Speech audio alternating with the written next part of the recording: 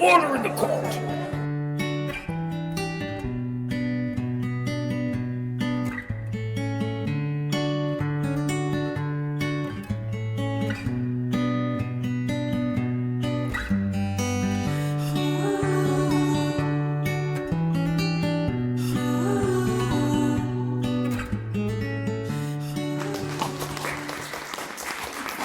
Just going to talk a little bit about this cover because I've had a lot of people, before I start into the story, say, is this you, Joan? No, this is not me. This is AI, artificial intelligence. And there's a bit, people are the bad, the good, whatever about artificial intelligence. I can't draw. And I asked a few people about maybe doing a cover for my book, and they're very busy. They were very busy. One was my nephew's wife in Nova Scotia, and she knew what I wanted, but she was very busy. So last summer, I talked with Justin McCurdy, and he told me about this AI. And I thought, I don't know if I can figure that out. He said, no, you can figure it out. So I found out how to get onto the computer and get to a site for AI, and what it taught me is that when we explain things to people, sometimes we wonder why they look like, I don't know what they're talking about. Because to do AI, you have to be very clear and very specific on your instructions. The language that you use, the terminology that you use. So I wanted a young girl who was about 16 years old, looking like she was leaving home, and I have her on a train at one point. So that was the picture in my head, and this is the picture that I got on the front. So it's no real person, but it's what I had in my head. So why did I start this Secrets Kept? Now some of you may go, oh my gosh, secrets kept, yeah, there's secrets in our family, don't want anybody to know about those secrets. So my goal was, my grandmother Blake was a Murchie. And Dad always said, I don't know, we don't talk about that. I would ask questions about who were her parents. We don't talk about that, Joan, you don't need to know anything about that. Whereas on my mother's side, the Hamiltons, I had them back to Scotland. Mom told me all the Millers and the Hamiltons. Dad, no, we don't talk about that. So I did my DNA. I did, and so how many people here have done their DNA? Okay, that was a real interesting thing. I found my grandmother's family. I found my grandmother's father, her mother. I went to the archives. I learned about the people that I was related to. And I have to say, all the people I've contacted and I now know are my cousins, they were happy to know that. Nobody said, Joan, stop doing that. Just, I even found a first cousin. And to me, that was wonderful because this first cousin had no idea that they had family here. And it was just, I met them in Ottawa, and it was just wonderful. But as I was doing all of that research, I thought, what was it like for my grandmother to grow up and not know who her biological parents were? Did she question it? Did she wonder, who do I look like?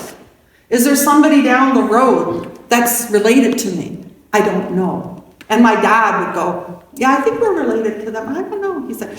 So I put myself, my character, and when you're writing a book in a local area, people go, yeah, they're talking about me. Or she's writing about me, or something. And I didn't want people to think that this was about them personally, because it was things that I learned as I was doing this research.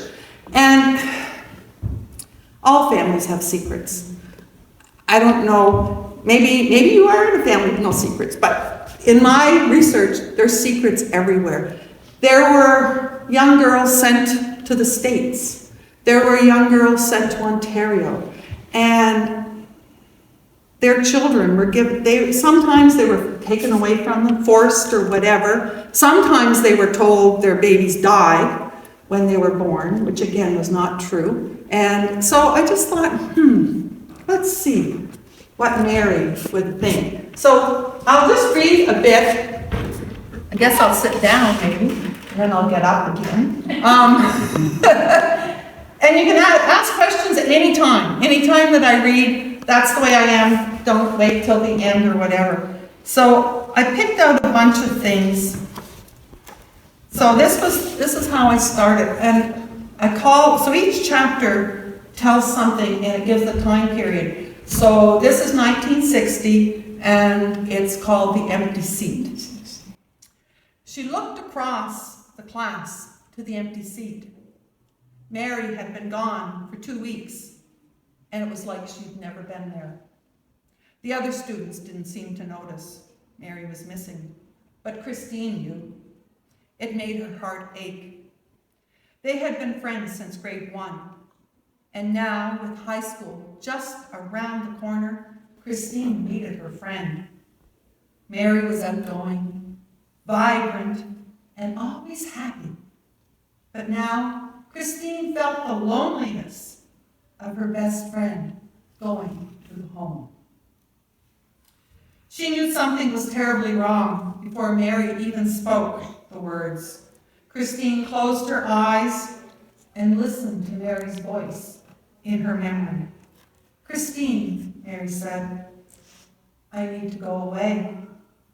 I'm going to work with my aunt in Summerside. Well, that's what my mom's telling everyone.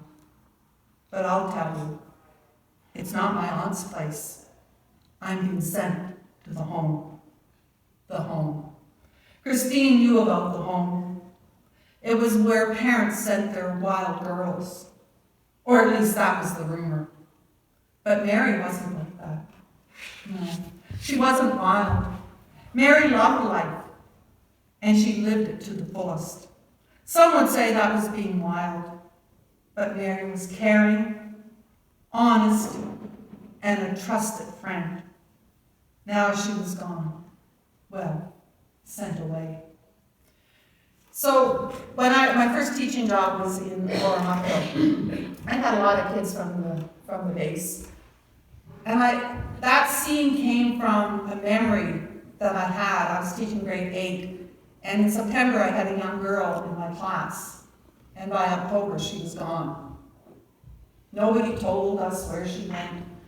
No, but later on, I found out that she was sent to a home for unwed teenagers, and she never came back. She never came back that year. So that scene came from that memory so long. This was 1979, so it was a long time ago. And over the years, I thought about this young girl, and I thought, what happened to her? What happened to the child that she was carrying? Where did she go? So sometimes in this story, there's flashbacks to things that I might have heard or people that I knew, and we all knew these stories. These are not stories that are new to anybody. I remember my mom telling me that she had a friend, she never said the name, and she had a friend who left and never returned. I'm assuming that person probably was sent away to have a baby and just stayed away. So in my book, I have a scene at the beginning, closer to the beginning, kind of, where Mary is now an adult in the year 2000 and receives a phone call from someone who says, I'm your daughter. And that scene takes Mary back to when this all happened. Another chapter is called Taking the Train, 1960. I said, get out. His voice bellowed, making her body tremble. Well, what are you waiting for? I said, get out. Your ticket's been paid for, and the train is on time, so get out, so I can get back to work. Her father told his boss he had to run an errand, and he would be right back.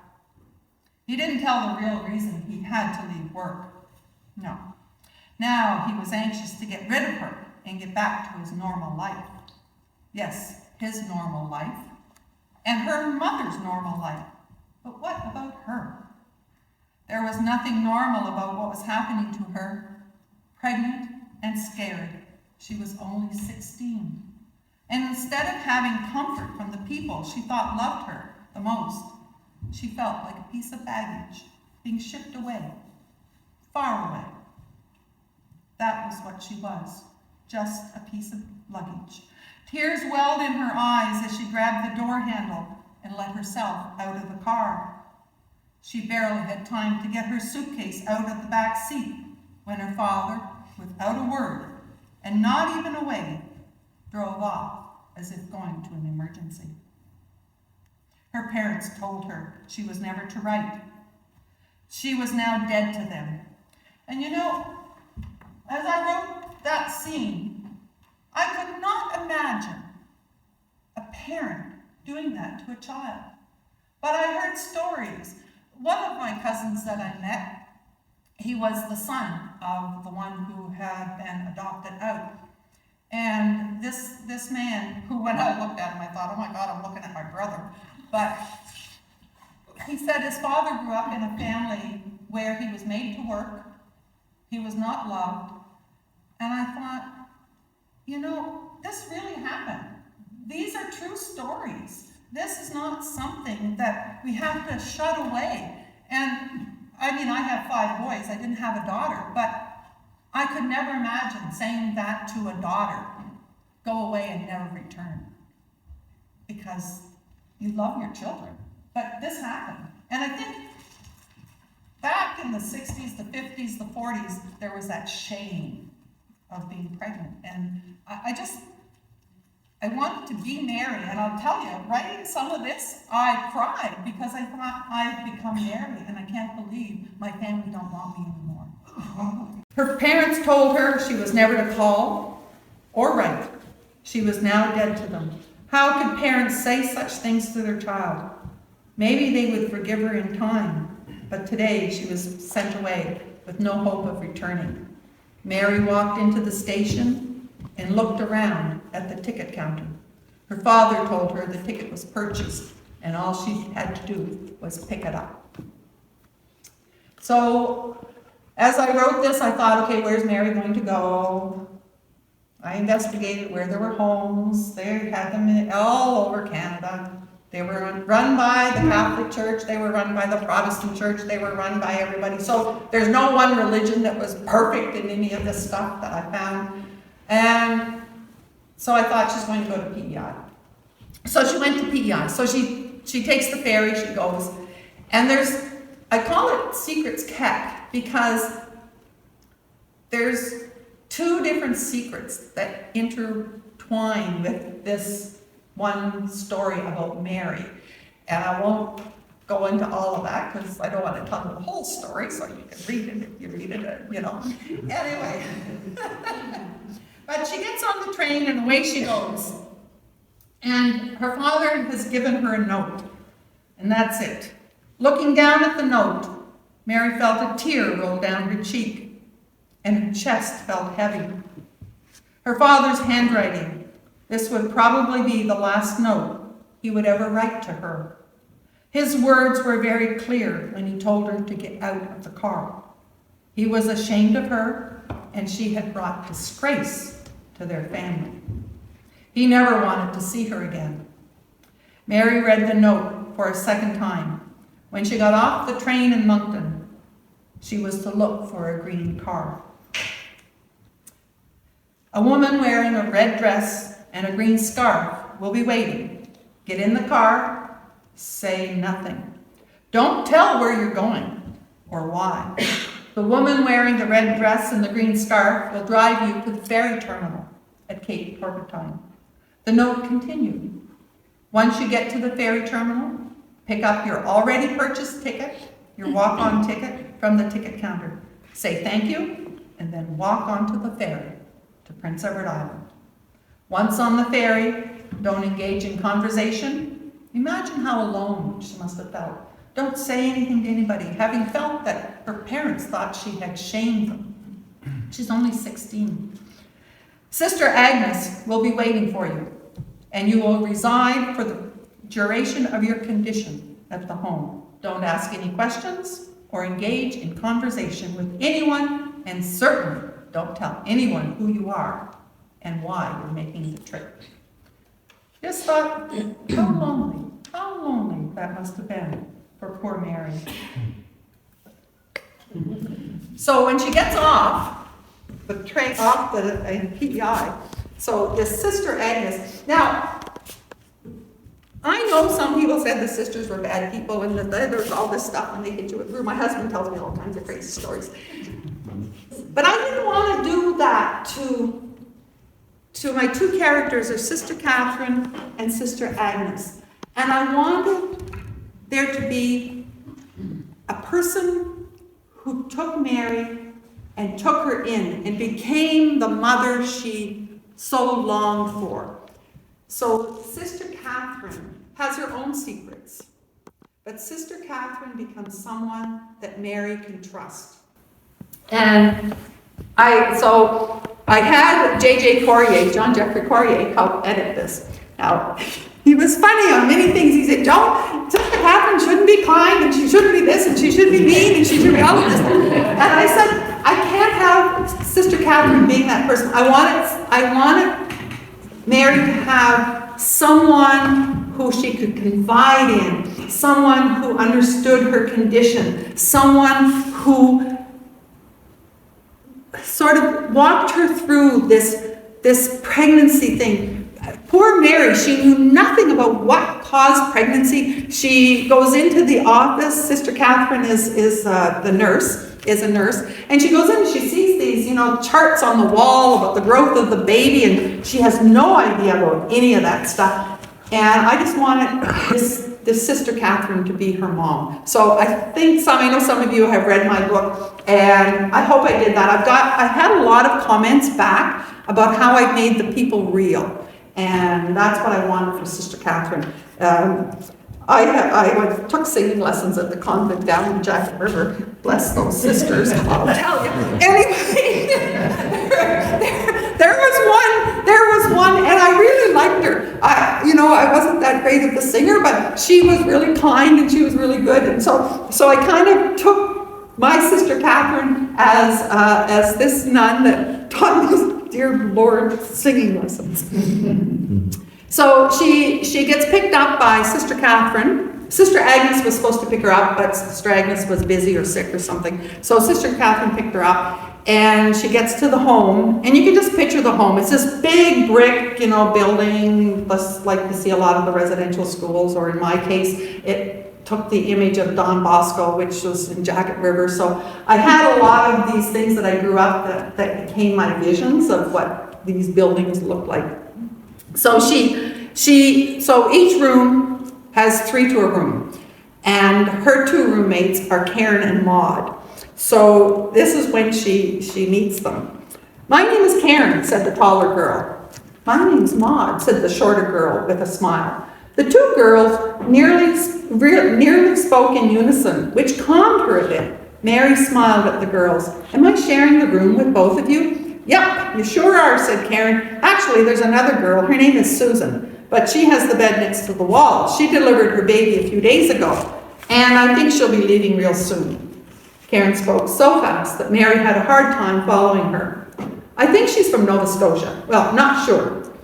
She didn't talk much, and when we asked her questions, she only gave one-word answers. She was sad all the time. Mary looked over to the empty bed next to the wall. She noticed the steamer trunk under the bed. But other than that, there was no clue to help describe the girl they called Susan. I see Myrtle. Now, Myrtle is the cook in the kitchen, and I pictured her as a cook with apron and just the way you picture a cook back in the day. I see Myrtle told you which bed was yours. I hope you don't mind being under the window, Maud said, looking at Mary sitting on the bed holding the handle of the old battered suitcase. Yeah, her parents gave her the oldest suitcase to put all her belongings in, and she had to walk around with this tattered suitcase. People would look at her. I used to have that bed, but I found it cold. I also move around a lot when I sleep, and I nearly fell on the floor one night. Maud gave a quick smile.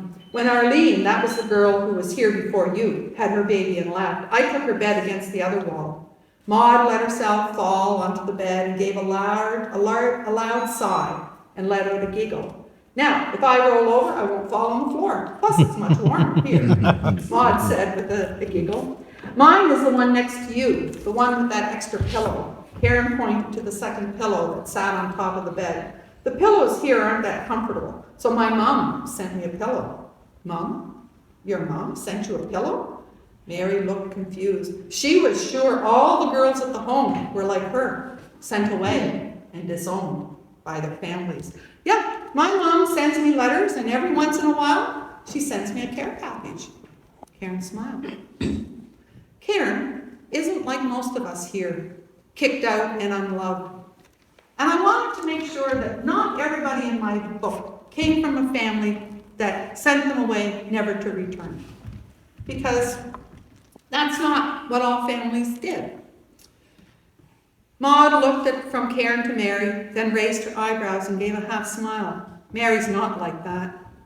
Mary, it's not like that, Karen interrupted Maud. My parents were very upset when I told them I was pregnant. They were ashamed, and my dad was the one who wanted me kicked out.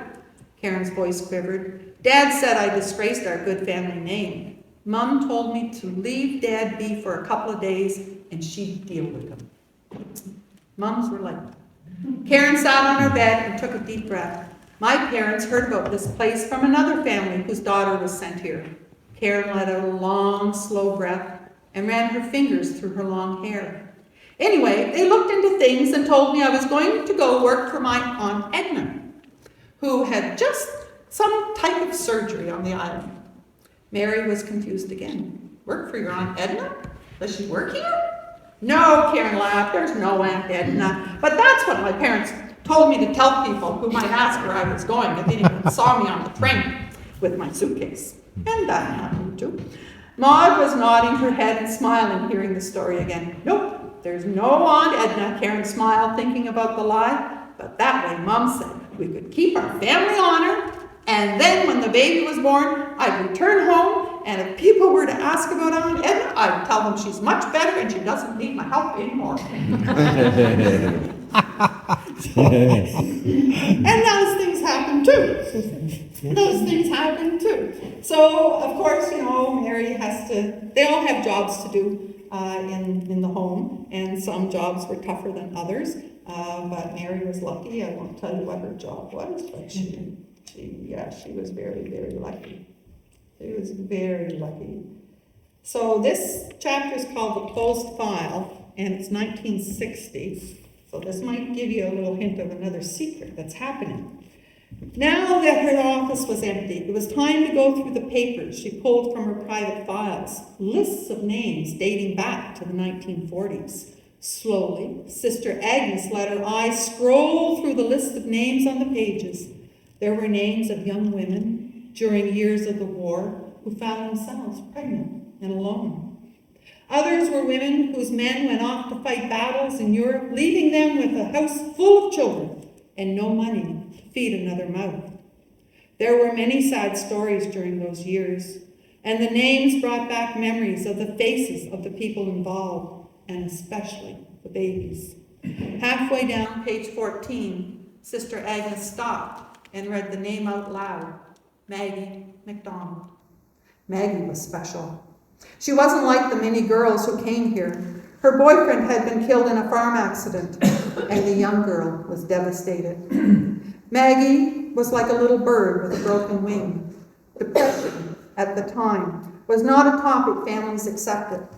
Maggie's family didn't understand what was happening with their daughter, so having her move to the home was the only option they had. Maggie had planned to return to her community of Brown's Flat in New Brunswick, but as the months went on, she found herself settling into a routine and had asked Sister Agnes to stay. The home was her safe place, with no judgment to Maggie. Sister Agnes, trained as a nursing assistant before joining the order, talked with Maggie about the possibility of enrolling in a nurse training course offered at the hospital. The idea of studying to be a nurse interested Maggie, but without money to pay, she knew such a thing was out of her reach. It was then that Sister Agnes had the idea of asking Maggie if she might be interested in joining the order. Are there any questions? Because I'll take questions too. This book took me 3 years to write. And it started off, I was in a writing group in Stittsville, at the library. And the guy who ran our writing group used to give you a word prompt, okay? And the next week you would come with your story from that word. And most of these chapters started taking shape from the word that, his name was John, that John would send out. And there was one of the members in the group, her name was Mari, she said, Joan, you have to start putting your stories, those stories together, because they wanted to know every week what was going to happen to Mary, or what was going to happen to Sister Agnes, or to Catherine. So I thought, okay. So then I started putting things together, and of course they were just little stories like vignettes. And with the help of JJ Corrier and my sister Vivian, she said she read it. Half the time she said I had to put the book down because I was crying. I said, well, Vivian, I don't want to make you cry. But anyway, so she helped with that too. So they helped me bring the story together. And I really appreciated that, because when you're writing things, and a lot of writers tell me they might write the middle, and then they write the end, and then they might write the beginning. It's never like smooth. So I thought, okay, it's not really smooth. But anyway, it became the story, and it just kind of developed over 3 years. So the other girl in their room, Mary, was taking the place of this girl named Susan, who had her baby and was now to pack and leave. Mary was shocked. It was the first time she heard someone her age wanting to get pregnant. This was very different. I don't think I loved him, you know. Susan's voice became stronger as she spoke. Most say they love the guy, but I don't think I did. You see, I just wanted a baby. Mary couldn't stay quiet any longer. She just had to respond. You wanted a baby? Why? Susan was surprised by Mary's question and stared at Mary and asked, don't you want a baby? Susan's voice was sharp. Mary felt hurt by the words. Of course, Mary said. She knew she wanted a baby, but not now. She wanted a baby when she was older, married and living a comfortable life. Susan didn't wait for Mary to elaborate on her statement and kept on with her story. I wanted a baby. I just felt like I needed a baby. I taught at the adult high school for 16 years, and that was a story I heard from many of my adult moms. They didn't feel loved by the families that they grew up in, but if they had a baby, they would have somebody to love and somebody to love them. And that's kind of where I got that particular story. So a lot of my experiences over the years helped me create the characters that were in here. And I think with anybody who writes, it's in your imagination, but it's there because of something. It came from somehow, somewhere, your experience or whatever. The new girls, there were 2 of them that came to replace Maud and Karen, Martha and Sarah. Well, they weren't like Karen and Maud. No, Martha was loud and very sure of herself, while Sarah was small for her age and she cried all the time. They were as different as night and day. Mary was told Sarah was 15, but she looked 12. Sarah would lay in bed most of the day, curled up like a little child, deep in her emotional pain. Sarah was jumping and wouldn't let anyone touch her. So I thought, Sarah has a story. There's some story of why she's there. I won't continue that one. Martha, on the other hand, just the opposite. She was older than most of the girls who came to the home. Martha told the girls she was 19. This wasn't Martha's first trip to the home. Nope. Martha told Mary the first day we met her that having babies just happened to her. She told Mary she didn't want any of them and had no problem giving them away. She couldn't understand that, thinking if her parents had not sent her away, no, Mary loved her.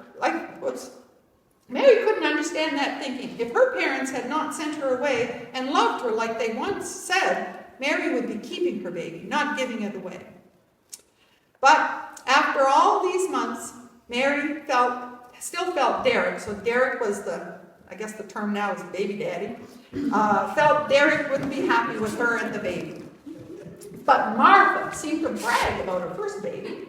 It was a girl. She had the girl in her bedroom and didn't need a nurse or a doctor. No, Martha said the babies just slipped out. Mary didn't like to hear her talk that way because she made the delivery seem unimportant. Martha told the girls in the dining room one evening that she didn't even know who the father was, which was a hard thing for Mary to hear. Mary could see the shocked look of the girls, which told her Martha was definitely in trouble. But I wanted Martha, even though that was Martha's background, as you go further, Martha becomes the one who takes Mary through labor. Martha's the one who shows the compassion. And I think this is another thing. Sometimes we look at people and they're rough on the outside and you get this stereotype, oh my God. But when you get to know that person deep down inside, they are the gentlest, most caring person, and they would go to bat for you, and they would, if anything happened to you, they would be right there beside you. So, you know, we all have these prejudices, but we have to learn to look deep inside someone. So I wanted Martha to be that character for me, that when you look deep inside who she was a very caring and compassionate person. And I'll just have one more thing that I'll read, and it's called Sister Catherine Saying Goodbye, 1961. So Mary is pregnant in 1960, and the baby is delivered in 1961. Sister Catherine watched from inside the hallway. Her heart felt heavy as she watched Mary move towards the street. She had done a full medical on the girl and knew her physical health was good. But it was Mary's mental health that Sister Catherine worried about. When Abby LaPointe, so there's another character in Abby LaPointe in there, and she's going to be somebody who helps Mary on this path. When Abby LaPointe called telling her that Cora McMillan was able to find a temporary replacement for some housework, Sister Catherine felt relief. Sister Catherine knew Sister Agnes had no choice but to release Mary from the home. Still feeling that maybe Mary's family would come around, Sister Catherine took it upon herself to call the McPhersons and let them know that their daughter delivered a healthy baby girl, and Mary was recovering well from the delivery.